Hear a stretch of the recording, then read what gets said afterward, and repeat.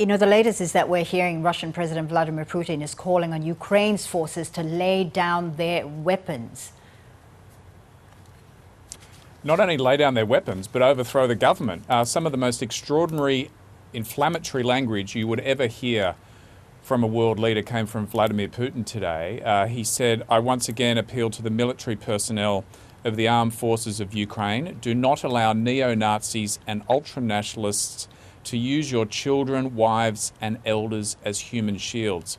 Take power into your own hands," he said. "It will be easier for us to reach an agreement with you rather than this gang of drug addicts and neo-Nazis who sat in Kiev and took all the Ukrainian people hostage."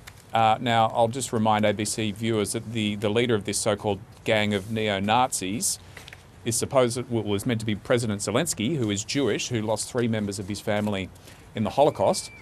So I'm not sure how that quite adds up. Once again, Vladimir Putin said that the Ukrainian leadership had been engaged in genocide in Donbass, a claim he made when he launched this invasion of Ukraine, a claim that he has never backed up with evidence because there is not evidence of genocide in that region. Genocide is a very specific term that applies to certain incidents in history. You know, the Holocaust, what happened in Rwanda, what happened in Srebrenica. There is not the evidence to back up what President Putin says about what's been going on in Donbass. Now, Western defense officials are very, very concerned that this kind of rhetoric backs up what they think is about to happen, or that they think Russia is about to attempt. And that is to what the term that came out of one US defense official's mouth was to decapitate the government.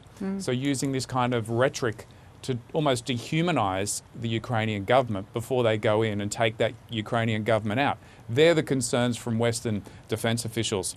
Now, after saying all that today, Vladimir Putin called on the Ukrainian president to have talks with him, organized by the Belarus leader, the dictator who's been in power there for over 2 decades now, Lukashenko, a dictator who, of course, opened up his country to allow 30,000 Russian troops in, who then proceeded to invade Ukraine from another country. So that's the latest from Vladimir Putin in the last probably 6 hours now. At the same time, there have been significant protests in Russia against this invasion. We know there is no official opposition in Russia, but these protests in Russia, are they spreading? Obviously, there are people who are not happy about this particular war in Russia. It's very hard to monitor the protests. There is an independent monitor service that suggested around 24 hours ago over 1,800 protesters were arrested and detained, some beaten up. Certainly we're seeing some protests on social media as well. And interestingly enough, from sports stars, from athletes, from musicians, even from, in one case, the daughter of a Russian oligarch. Now, the Russian tennis player Andrei Rublev, after he won his semi-final to get into the final in Dubai, wrote on the camera, you often see them sign their name on the camera once they win, but he signed "No war, please." We've seen other comments come from other popular culture figures in Russia.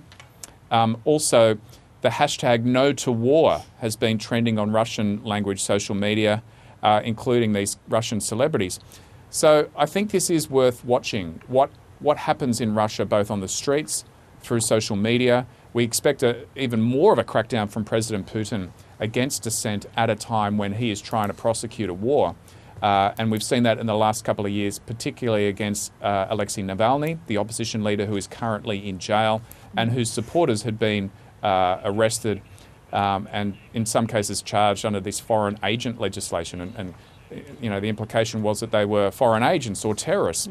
So yeah, it'll be very interesting to see what happens in the coming days and weeks when it comes to Russian feeling about this war, particularly if body bags, as they inevitably will, come back to Russia, and perhaps the relatives of those family members who've died in this invasion may start expressing how they feel about this war. Indeed. Steve Kinane there reporting for us in London. Thank you.